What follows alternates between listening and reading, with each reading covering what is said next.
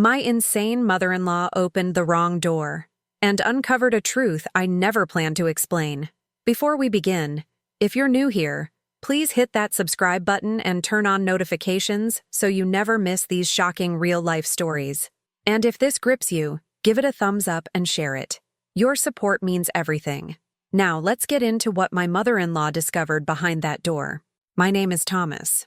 I'm 39 years old, and before I tell you what my mother-in-law found behind that door, you need to understand the kind of woman Patricia Warner is. My wife Elena's mother has always been what people politely call difficult.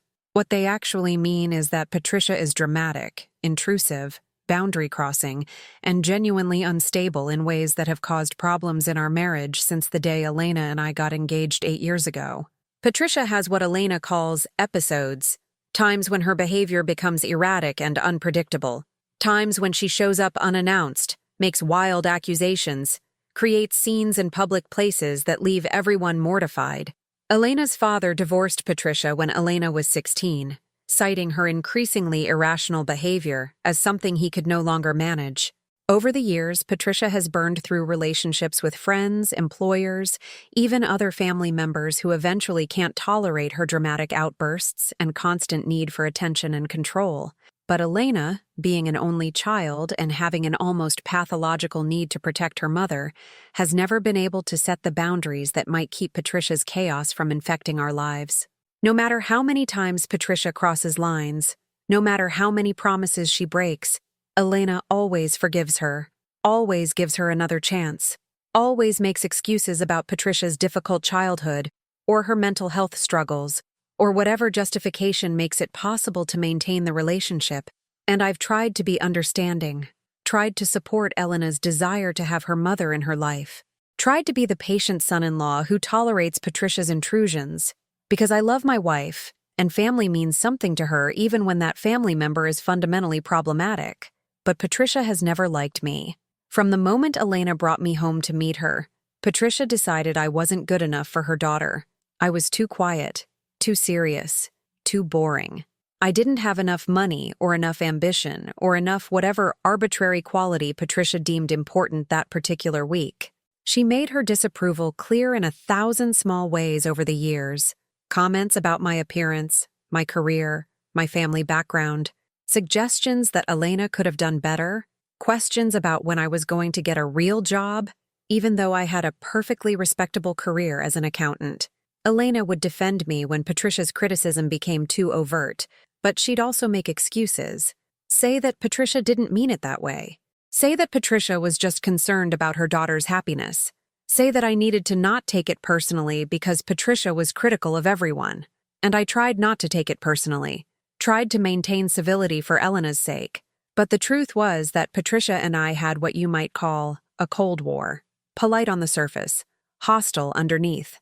Each of us tolerating the other because Elena demanded it, but neither of us actually wanting the other in our lives. The situation escalated 3 years ago when Elena and I bought our house. It was the first home either of us had owned, a modest 3-bedroom in a quiet suburb about 40 minutes from where Patricia lived. We were excited about the space, about having rooms we could turn into home offices and a guest room and all the things you dream about when you've been living in cramped apartments your entire adult life. But Patricia immediately had opinions about the house. It was too far from her. The neighborhood wasn't safe enough. We'd overpaid. The layout was impractical.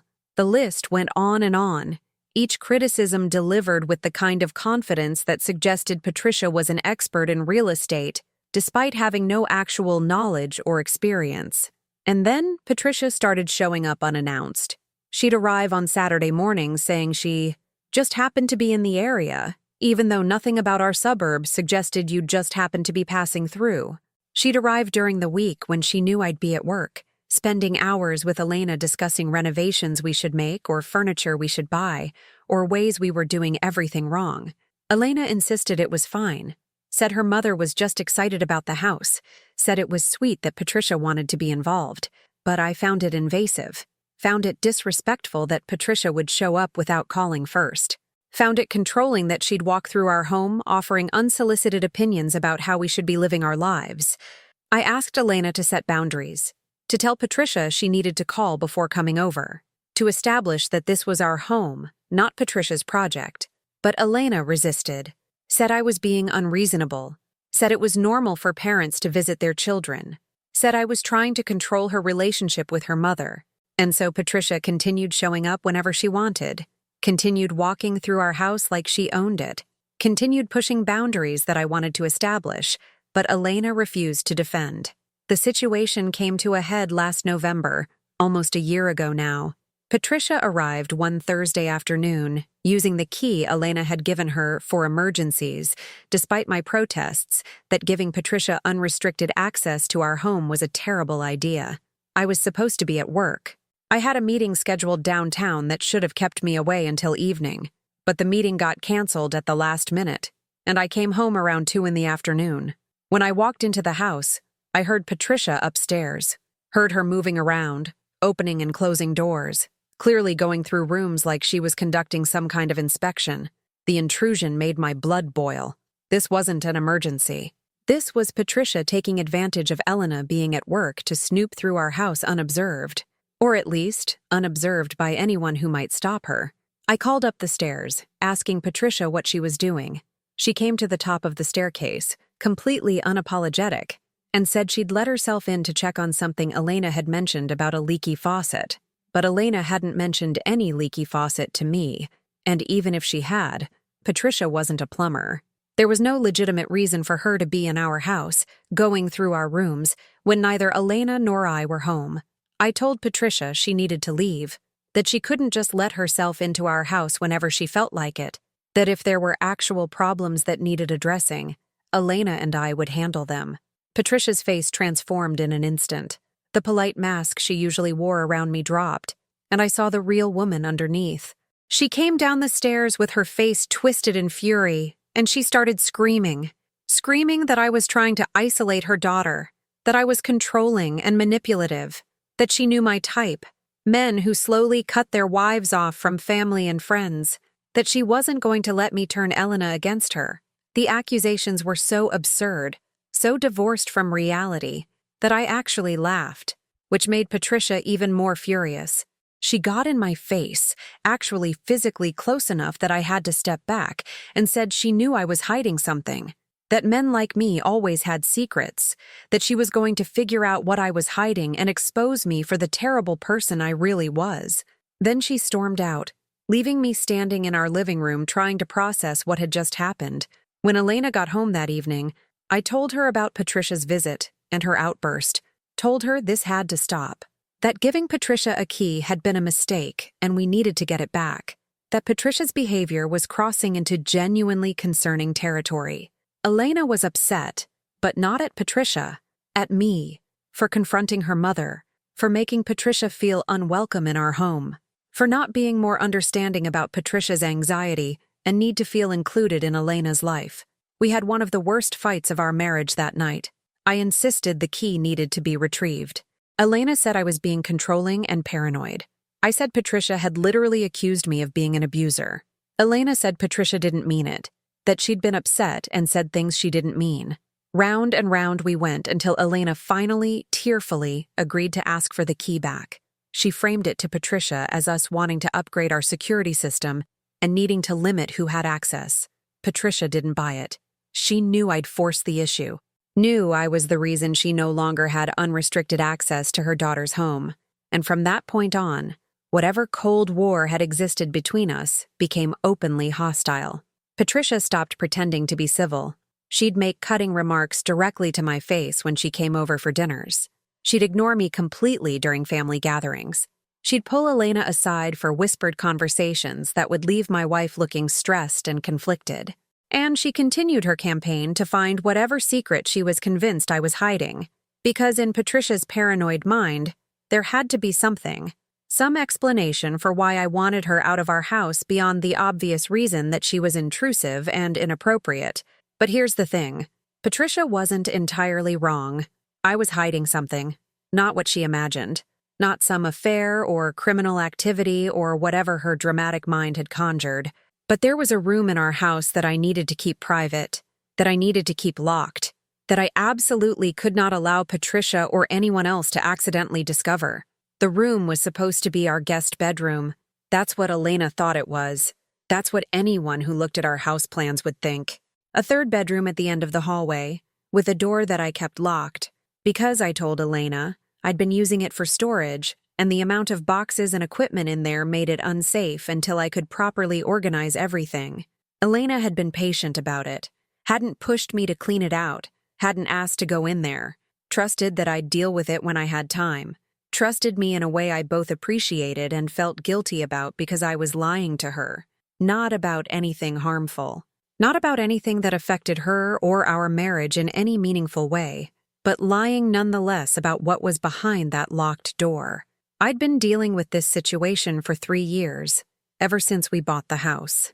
Managing the secret, making sure the door stayed locked, making sure Elena had no reason to question my explanation about storage, making sure no one, especially not Patricia, got curious enough to push the issue. And it had worked.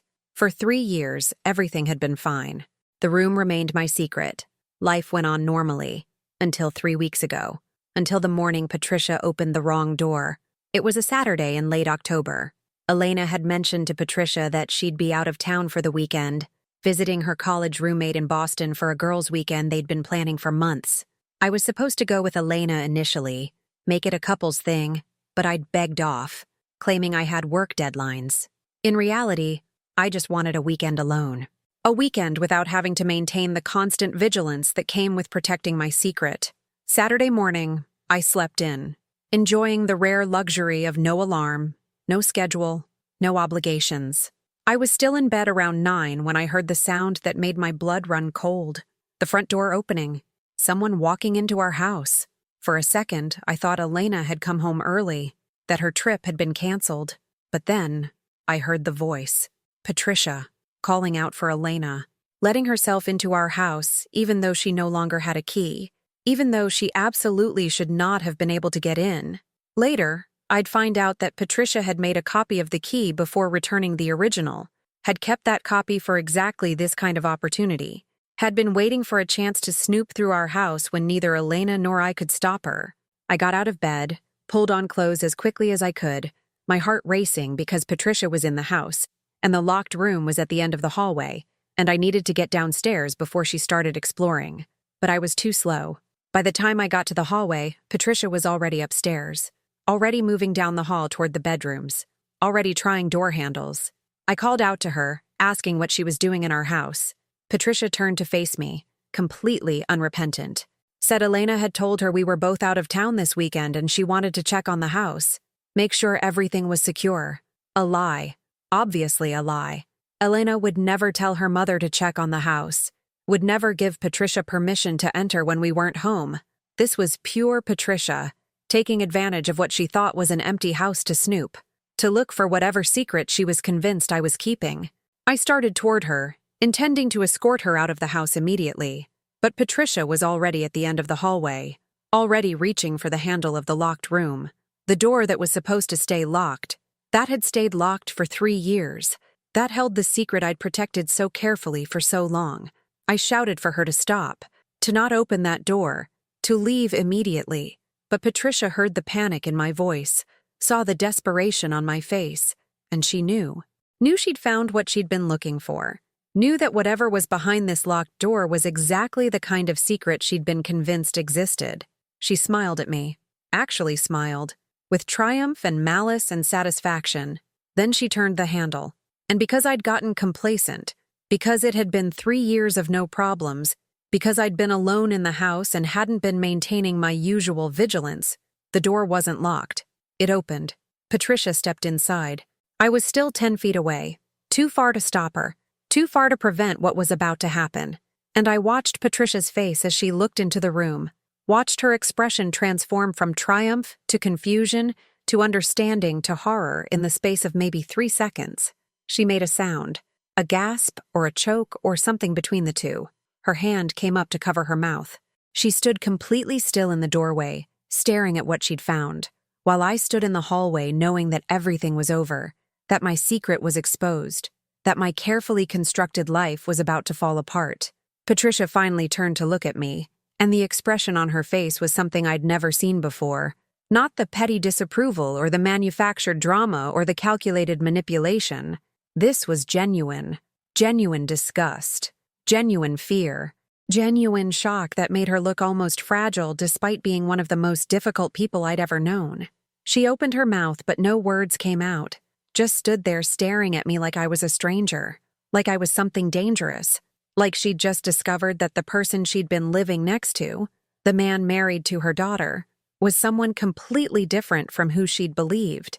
And in that moment, I knew I had to tell her, had to explain, had to try to make her understand that what she was seeing, while shocking and unexpected, and completely not what anyone would imagine, wasn't dangerous, wasn't harmful, wasn't the terrible secret of a terrible person.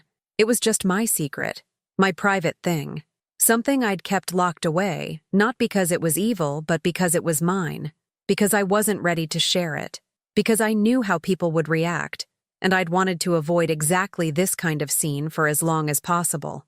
Patricia backed away from the doorway. Her eyes never left mine. She was still making that choking sound, like she couldn't quite catch her breath. I tried to approach her, tried to start explaining, but she held up her hand, stopping me, keeping distance between us. When she finally spoke, her voice was shaking. She asked what was wrong with me, asked how I could keep something like this secret, asked if Elena knew, and I told her the truth. No, Elena didn't know. No one knew except me. This was my private space, my private thing. And yes, I should have told Elena before now. Yes, I should have been honest from the beginning. But I hadn't known how to explain it, hadn't known how to make it not sound strange or concerning, hadn't been ready to expose this part of myself to scrutiny and judgment. Patricia's expression shifted again. The fear was still there, but now it was mixed with something else, something that looked almost like pity. She said I needed help, that what she'd seen wasn't normal, that I couldn't possibly think Elena would be okay with this, that I'd been lying to her daughter for 3 years about something fundamental. And she was right. About all of it. I had been lying. Elena deserved to know.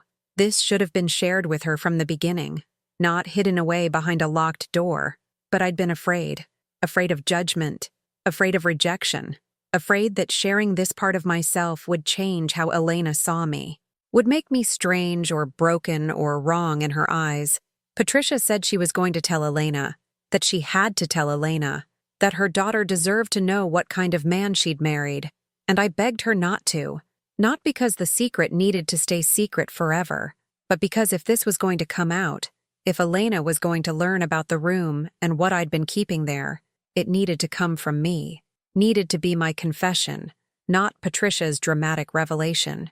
I asked for 24 hours, for one day to figure out how to explain this to Elena before Patricia went nuclear and turned it into exactly the kind of scene that would poison any chance of Elena understanding.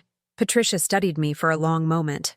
Then she nodded, said she'd give me until tomorrow night, 48 hours instead of 24, but that if I hadn't told Elena by then, she would.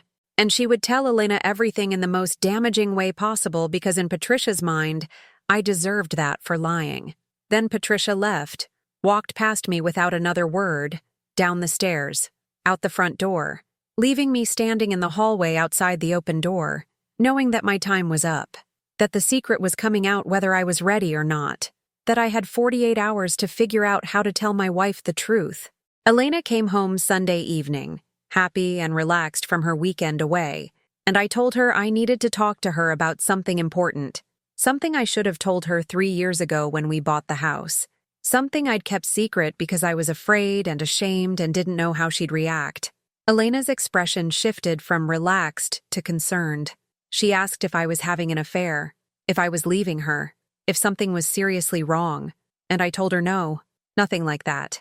Nothing that affected us or our marriage in any practical way, but something that was mine, something I'd been keeping in the locked room at the end of the hall, something I needed to show her. We went upstairs together. Elena was visibly nervous, probably imagining all kinds of terrible possibilities, and I opened the door to the room I'd kept locked for 3 years. Elena stepped inside, looked around, and I watched her face as she processed what she was seeing. The room wasn't being used for storage. There were no boxes, no equipment, nothing that suggested disorganized clutter. Instead, the room was carefully, meticulously arranged, every surface organized, everything in its specific place. Because the locked room, the secret I'd been protecting for 3 years, was my collection, my hobby, the thing I'd been passionate about since I was a child but had learned to hide because people didn't understand, because people judged, because men my age weren't supposed to care about this kind of thing. The room was filled, floor to ceiling, with model trains. Not toy trains, serious model trains. An entire miniature world I'd been building for years. Detailed landscapes with tiny buildings and trees and people. Multiple train sets running on carefully constructed tracks. Bridges and tunnels and stations all built to scale with painstaking precision. Thousands of hours of work. Thousands of dollars invested. A complete, functioning miniature railway system that I'd been perfecting since I was 12 years old, but had hidden away because I'd learned that adult men who played with trains were considered childish, strange, obsessive. Elena stared at the room, at the trains, at the elaborate world I'd built and kept secret, and I waited for her reaction, waited for judgment or mockery or confusion about why I'd hidden something that, in the grand scheme of things, was completely harmless. But Elena surprised me. She stepped further into the room, examining everything with genuine interest. She asked questions about how the system worked, about how long it had taken to build, about the different components and designs, and slowly, carefully, I began to explain. To share this part of myself I'd kept locked away, not because it was shameful, but because I'd been told my entire adult life that it was childish, that men who spent their time building model railways instead of doing normal adult hobbies were somehow deficient. That this passion I'd had since childhood was something to outgrow and move past. Elena listened to everything, and when I finished explaining, when I'd shown her how the trains worked and shared the plans I had for expanding the system, she asked one question. She asked why I'd hidden it from her, why I'd felt like I couldn't share something I was clearly passionate about, why I'd spent 3 years lying about what was in this room. And I told her the truth, that I'd been afraid, that I'd learned to hide this part of myself after too many people had made fun of me or dismissed my hobby as childish, that I'd been terrified she'd see me differently if she knew, that I'd rather keep this passion locked away in secret than risk her thinking I was strange or immature. Elena was quiet for a moment. Then she told me I was an idiot, that she'd spent 3 years married to me, had built a life with me, and nothing about a model train collection would have changed how she felt, that she wished I'd trusted her with this from the beginning, that she was hurt. I'd thought she'd judge me for something that was clearly important to me, and she was right to be hurt. I should have trusted her, should have shared this from the beginning, should have given her the chance to accept this part of me instead of deciding for her that she couldn't handle it. We talked for hours that night, about the trains, about why I'd hidden them, about what other things I might be hiding because I was afraid of judgment, about how we were supposed to be partners and partners didn't keep parts of themselves locked away in secret rooms. It was hard, emotional, but ultimately honest in a way we probably needed. And by the end of that conversation, Elena understood. Didn't entirely agree with my choice to hide the collection, but understood why I'd felt I needed to. The next morning, I called Patricia, told her that Elena knew, that I'd explained everything, that there was no need for Patricia to create drama or revelations because the secret was already out. Patricia was clearly disappointed. She'd probably been planning exactly how she'd tell Elena, how she'd frame my trains as evidence of some fundamental character flaw. But now she couldn't weaponize the information, because Elena already knew. Patricia tried to turn it into something sinister anyway. Told Elena that I'd been lying for 3 years, that the trains proved I was hiding things, that if I could keep this secret, what else might I be concealing? But Elena shut her down. Told Patricia that while she wished I'd been honest from the beginning, the trains themselves weren't a problem, that adults were allowed to have hobbies, that Patricia's reaction was proving exactly why I'd felt the need to keep the collection secret, because people judged things they didn't understand. Patricia hasn't been back to our house since. She's still in Elena's life, still calls and texts and demands attention. But the dynamic has shifted. Elena has started setting boundaries, Started recognizing that Patricia's behavior isn't normal concern, but something more controlling and intrusive. Started understanding that some of her mother's accusations and suspicions say more about Patricia's issues than about the people she's accusing. As for me and my trains, the room is no longer locked. Elena has actually become interested in the hobby, helps me plan expansions, occasionally joins me in the room when I'm working on new sections of the landscape. The thing I was most afraid of, being judged and rejected for this passion, ended up bringing us closer once I stopped hiding. The secret I'd protected so carefully for 3 years wasn't destroying our marriage from inside that locked room. The lying was. The fear was. The refusal to trust my wife with an honest look at who I am. My mother-in-law opened the wrong door and uncovered a truth I never planned to explain. A room full of model trains. A hobby I'd hidden because I'd learned to be ashamed of something that brought me joy. A secret that, in the end, wasn't nearly as terrible as I'd convinced myself it was. And Patricia, in her intrusive, boundary-crossing, dramatic way, accidentally forced me to be honest with my wife in a way I should have been from the beginning.